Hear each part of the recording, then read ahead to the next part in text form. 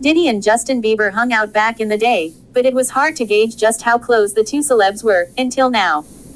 TMZ has obtained rare archived photos of the music legends kicking back at two events: the 2010 Haiti benefit concert at American Airlines Arena in Miami and the 2016 after-party for the 58th Annual Grammy Awards at 108K in LA.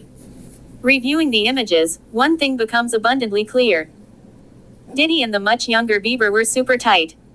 Diddy had his arm around the Biebs' shoulder, pulling him in close while singing into a mic. Justin was all smiles and also took the mic to belt out a few lyrics. In other images, the Biebs raised the mic to the mouth of French Montana, with his back to Diddy. The Bad Boy Records CEO peered over at French with a serious look on his face. Yes, Diddy wasn't too pleased Bieber was having fun with someone other than him. Diddy and Bieber were interviewed together on the Jimmy Kimmel Show in 2011. What's going on with you guys? Are you working together? I'm not. I mean, I think that we've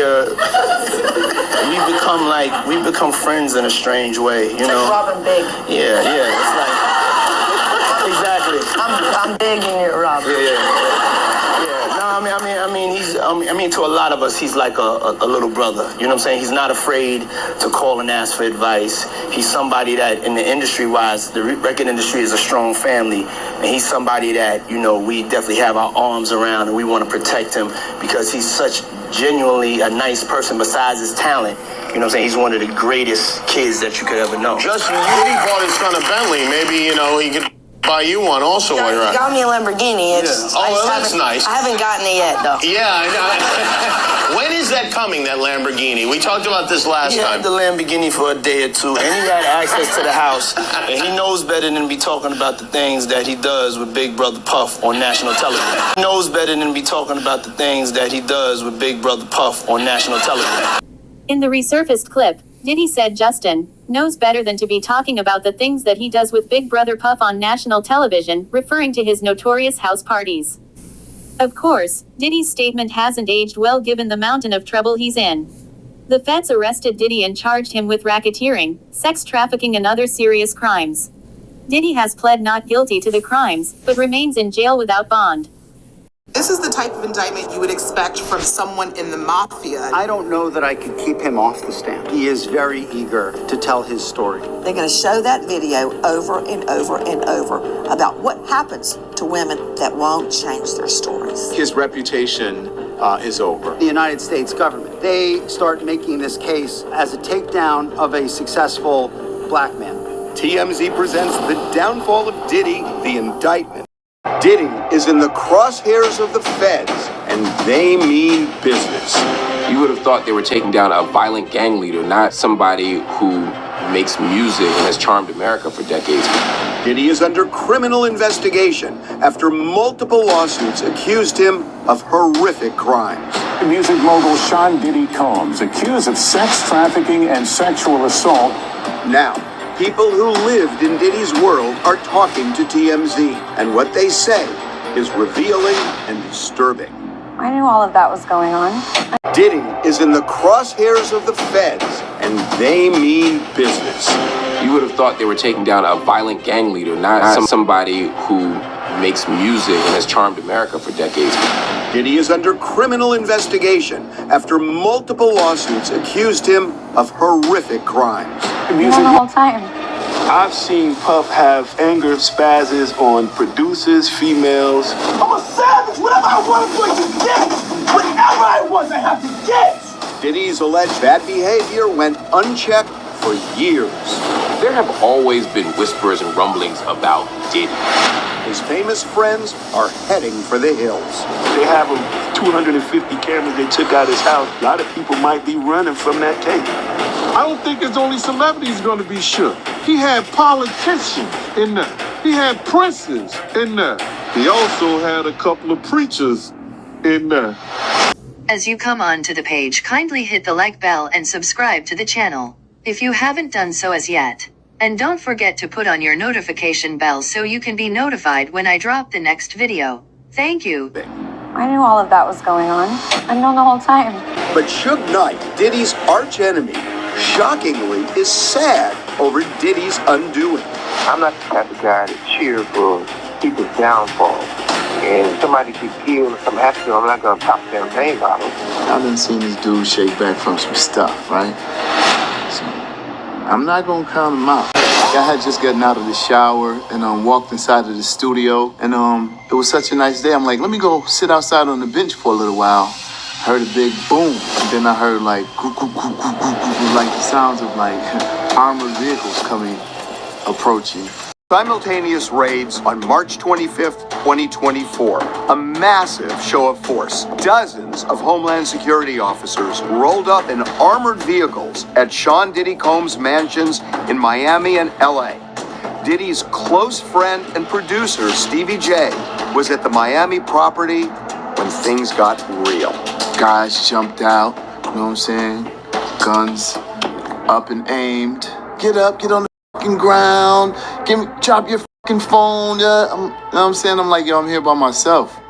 You know, I didn't ask too many questions. I've seen quite a lot of things, but none with the excessive force of this right here. I would have thought they were taking down a violent gang leader, not somebody who makes music and appears in movies and has charmed America for decades. Breaking news, the Department of Homeland Security has just confirmed to CNN that federal law enforcement agents have raided properties owned by musician and producer Sean Diddy Combs. You can see a crowbar to get through this gate initially as well, the long guns and a multitude of people. As you'll see, they'll zoom out a little bit just to see the amount of force they are using. You know him as Diddy, formerly Puff Daddy, big-time rapper, big-time producer, big-time superstar, and now the feds at his houses in both locations. Federal officers spent hours removing firearms, computers, boxes, and bags of items.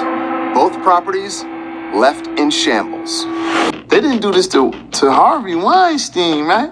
They didn't do this like this to Epstein, right? Diddy's lawyer called the raids a gross overuse of military-level force and a witch hunt. He said Mr. Combs is innocent and will continue to fight every single day to clear his name. I don't know what they're looking for or where they're trying to reach. In LA, 2 of Diddy's sons, Justin and King, were briefly detained, then released. A week later, Justin's mom, Misa Hilton, posted this shocking video on social media. Security footage from inside the house. Officers with guns drawn and pointed toward Justin and his brother King. Misa called it overzealous and deplorable. It's hard for me to imagine that had this been many other celebrities, particularly white celebrities, that their children would have been in handcuffs and they would have been forced to stare down the barrel of guns and seen armored tanks. It just seemed like a lot for a raid of a music producer. You have to remember that Diddy has been in trouble on some weapons violations in the past. He has security. These are vast compounds with multiple people at them. And so using this type of force was not inappropriate in any way, shape, or form. A federal judge had determined there was evidence, significant evidence. Diddy was involved in sex trafficking, sexual assault, and soliciting and distributing illegal narcotics and firearms. And that's why the search warrants were signed. This is a massive investigation. The idea that the feds have taken up this investigation in the first place indicates that it's remarkably serious. Aubrey O'Day, a member of Danity Kane and star of Making the Band, has been the lone voice for years, saying Diddy is a bad guy. She has not spoken publicly since the new allegations surfaced, until now. If these allegations are true, why did it take so long for others to speak out? Because you really were a lone voice. Real lone voice. I was literally text messaging producers, employers, from top to bottom levels. Like, y'all know what the f*** you saw. People were scared. If you know enough, you likely would be reasonable in being scared. What did they fear? Anything you possibly could, Harvey. A flat tire, being murdered, I don't know. There's a lot of things people fear. People don't like to go after a powerful person unless they're sure they will be victorious. Because if you go after a powerful person and it doesn't work out, as Omar from The Wire said, you come for the king, you best not miss. And people don't want to miss, because if you miss, that means you're shut out of the music industry, you might be shut out of Hollywood, you might lose opportunities, and based on some of these rumors, your car might blow up in your driveway. Together, guys? In order to get the warrants, the feds got one of Diddy's ex-girlfriends, Cassie Ventura, to describe how Diddy was involved in various criminal misdeeds. Others who recently filed lawsuits against Diddy did the same. When we see, though, the Southern District of New York get involved in the way that they have, with obviously having a search warrant, which means probable cause, multi-agencies involved, it tells me that there's something that we perhaps do not know yet, whether that's cooperating witnesses or whether that's allegations that are beyond what's currently in the public domain, something that has given them the indication to launch this investigation at this broad of a scale. Based on the lawsuits and the federal search warrants that a judge signed, alleging human trafficking, firearms violations, sexual assault, all these other things. Does any of that surprise you? No, I knew all of that was going on. I've known the whole time. I know what's gone on. A whole lot of people do, Harvey. It's a stunning downfall. At 54, Diddy had it all. Wealth, fame, power. The key to the city! But Cassie's lawsuit led to a cavalcade of other lawsuits and allegations that have rebranded the mogul as an alleged sex-crazed predator who would stop at nothing to get what he wanted. Diddy wasn't home when the raids went down. He was at a small Miami airport where he was set to leave for a vacation. He was questioned briefly by authorities and released. TMZ captured these images of Diddy pacing nervously after the encounter. I guess you wonder what's going to happen next, Diddy. Diddy wasn't arrested that day, but a member of his entourage was. 25-year-old Brendan Poole is now charged with possession of cocaine and marijuana candy. What's up, Puff? How you doing, man? How you doing, Diddy? You doing, love? Good. How y'all doing? Good, man. Here's the thing. There were rumblings about Diddy's bad behavior for years, from drugs to physical abuse to guns. But none of it derailed his success. He seemed invincible. I'm the best. I'm not the worst. I'm the best. You know what I'm saying? I've had my different things and point of views and stuff like that in the past, but I'm cured now. Love and everything is all right. There you go. But everything may not be all right for Diddy anymore. Once the Fed's investigation is complete, Diddy could face charges that could land him in prison for the rest of his life.